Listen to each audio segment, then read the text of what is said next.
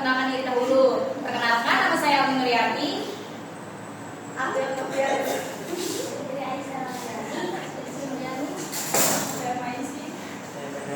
Saya Menardiansa, saya Yuda.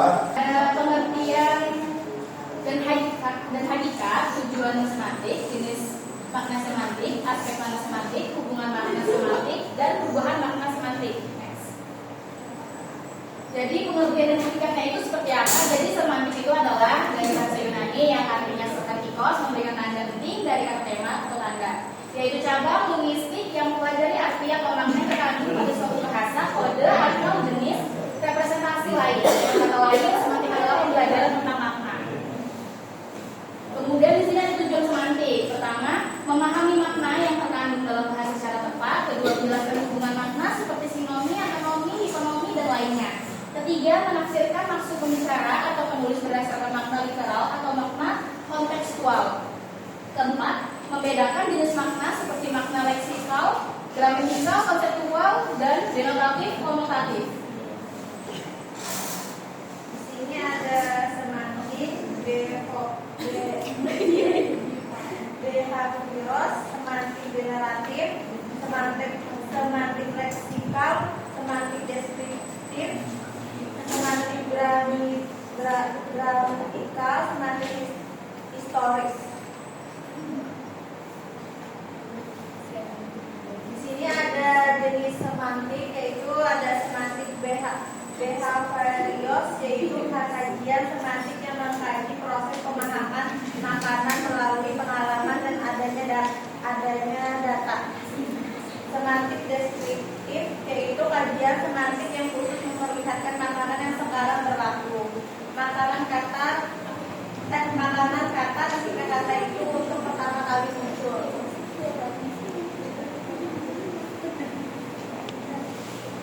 Semantik leksikal, yaitu semantik yang memusatkan pada pembahasan sistem makanan yang terdapat dalam kata. Sebuah kamus merupakan contoh yang tepat untuk semantik leksikal, karena makanan dari setiap kata diuraikan semua di situ. Jadi semantik leksikal ini memperhatikan makanan yang terdapat di dalam kalimat kata sebagai satuan mandiri.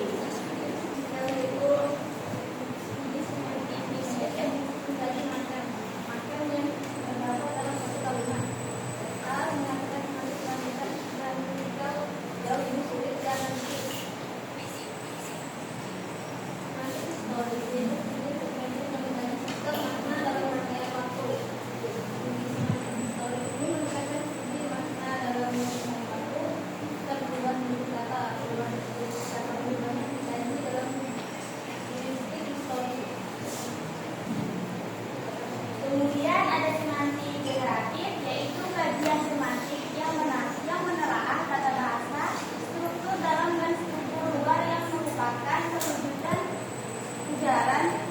Kedua struktur ini menghubungkan dengan proses transformasi.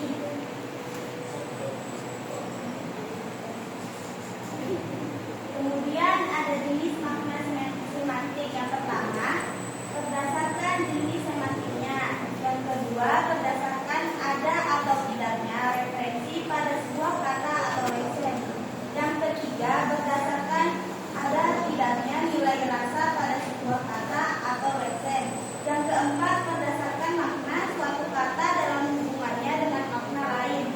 Dan yang kelima, berdasarkan kesesuaian dengan pemakaiannya. Baik, sebelum kami melanjutkan ini, saya mohon teman-teman sekalian untuk berdiri agar kita melakukan ice breaking ya.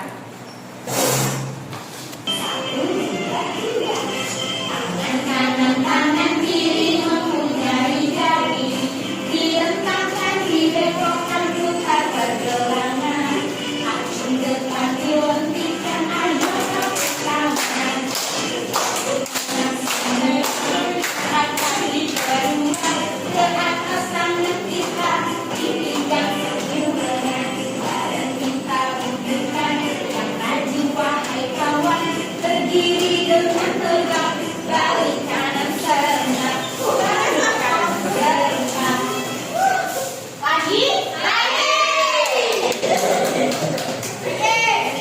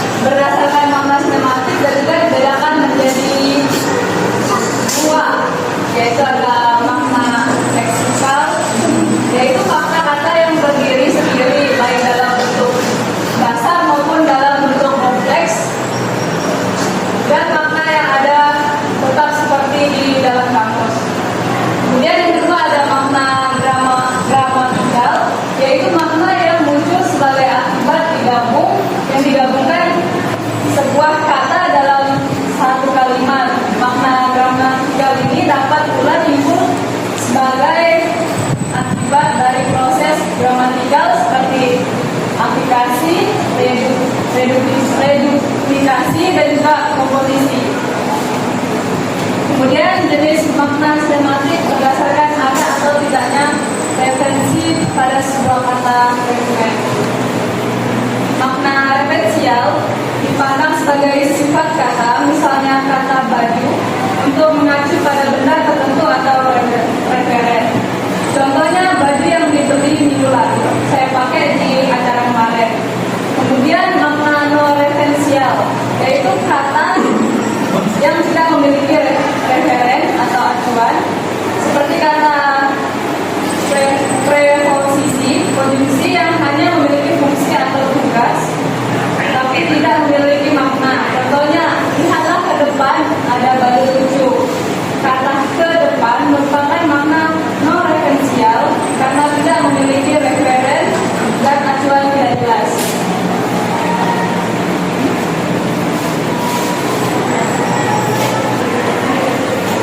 Jenis makna semantik berdasarkan ada tidaknya nilai rasa pada sebuah kata, fragmen digerakkan menjadi dua. Pertama, makna denotasi, yaitu kata atau kelompok kata yang didasarkan atas menemukannya tugas pada sesuatu di luar bahasa atau yang berdasarkan atas konsepsi tertentu, sifatnya subjektif. Contohnya, kami sedang makan nasi dengan lauk ayam goreng. Arti kata, makna dalam kalimat tersebut sesuai dengan yang dijelaskan KBBI. Yang kedua, makna konotasi, yaitu muncul sebagai akibat asosiasi perasaan kita terhadap kata yang diucapkan atau didengar. Makna konotasi adalah makna yang digunakan untuk mengacu bentuk atau makna lain yang terdapat di luar makna teks dikabulnya. Contohnya, orang tua sudah banyak akan sejarah kehidupan. Kata makan dalam kalimat ini bukan berarti makan antar negara, sebenarnya melainkan telah mendapatkan pengalaman hidup yang baik maupun yang buruk. Jenis makna semantik berdasarkan makna suatu kata dalam hubungan dengan makna lain dibedakan menjadi dua.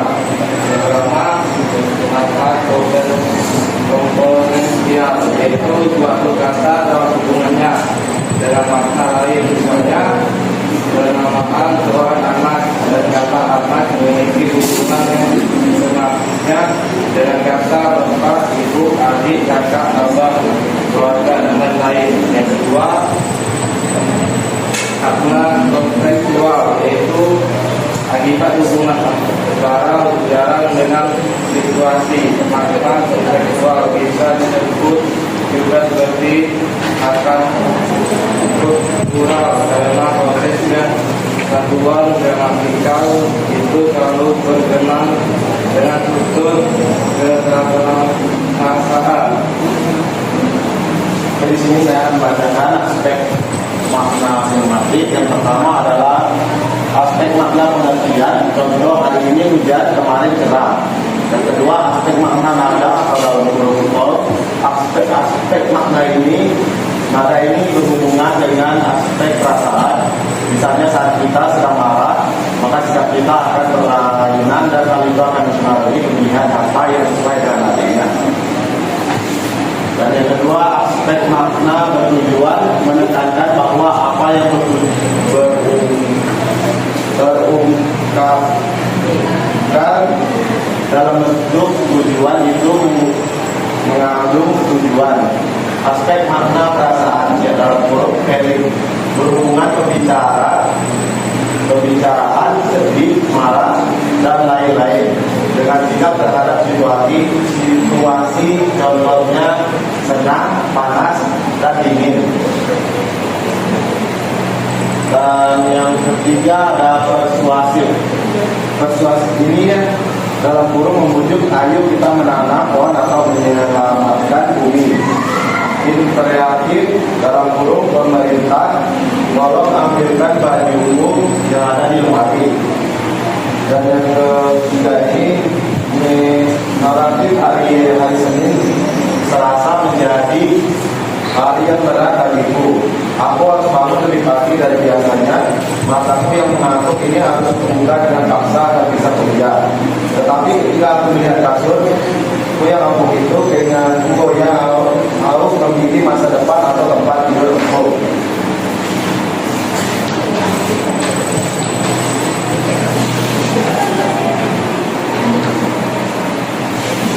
Hubungan makna semantik, yaitu dua kata atau lebih yang memiliki makna arti kebalikan atau pertentangan. Atas X bawah, besar X kecil, jauh X dekat, mahal X murah, baru X lama, rahasia X sedih. Perubahan makna semantik. 1. Generasi adalah suatu proses perubahan makna bahwa kata yang baru dirasakan lebih rendah nilai rasanya daripada arti yang sama. Contohnya, kata kabur lebih rendah nilainya daripada melarikan diri. Perubahan makna semantik. 2. Membuat kata itu menjadi lebih sopan, lebih halus dari kata yang digunakan sebelumnya. Contohnya, nenek menjadi seorang yang buta lalu menginjak usia dengan tahu. 3. Perubahan makna. Perubahan makna luas adalah makna konseptual yang luas, umum, yang mencakup beberapa makna konseptual yang berhubung atau mimpi. Contohnya, sekolah kami bukan hanya mencakup gedungnya, melainkan guru-guru, siswa dan pegawai tata usaha sekolah. Perubahan makna mimpi adalah makna konseptual khas dan mimpi. Misalnya, jika kata ahli bahasa, maka yang dimaksud bukan semua ahli, melainkan seseorang yang mengalihkan dirinya dalam bidang bahasa. Ya, di sini ada sintesia adalah nada yang berupa suatu ungkapan rasa dari suatu indera yang digunakan pada ungkapan indera lainnya. Contohnya, betapa enaknya melihat Almi setelah selesai berdandan. Asosiasi adalah perbandingan terhadap dua hal yang berbeda namun dengan yang sama. Contohnya, bagaikan harimau pulang kelaparan seperti menyulam ikan yang laku. Nah, sebelum kami menutup presentasi ini, apakah di sini ada yang bertanya? Dari kelompok 2 mau bertanya, berikan contoh semantik di sekolah dasar. Dari kelompok 1 ingin bertanya, apa yang dimaksud dengan medan makna dan bagaimana keterkaitan dengan komponen makna? Masuk. Itu saja. Tadi kan ada soal, berikan contoh sinematik di sekolah dasar. Contoh sinematik di sekolah dasar itu seperti ini, nah ada sinematik sedih, ada sinematik marah, dan lain sebagainya. Ada juga senang, dan ada juga pokoknya hubungan tentang perasaan lah. Panas, dingin, gitu, tentang cuaca, bisa juga perasaan, feeling, bisa. Terus kami di sini mau melanjut pertanyaan ke kelompok 2 juga. Pertanyaannya, apa yang dimaksud dengan medan makna dan bagaimana keterkaitannya dengan komponen makna? Baik, di sini saya jawab. Medan makna adalah salah satu kajian utama dalam semantik. Medan makna merupakan bagian dari sistem semantik bahasa yang menggambarkan bagian dari bidang kebudayaan dan realitas dalam alam semesta tertentu yang direalisasikan oleh seperangkat unsur leksikal yang maknanya berhubungan, dan setiap unsur makna dan setiap unsur medan makna itu pasti berbeda-beda tentunya. Seperti itu. Nanti Cukup. Presentasi dari kami, mohon maaf kalau ada kurangnya. Terima kasih. wassalamualaikum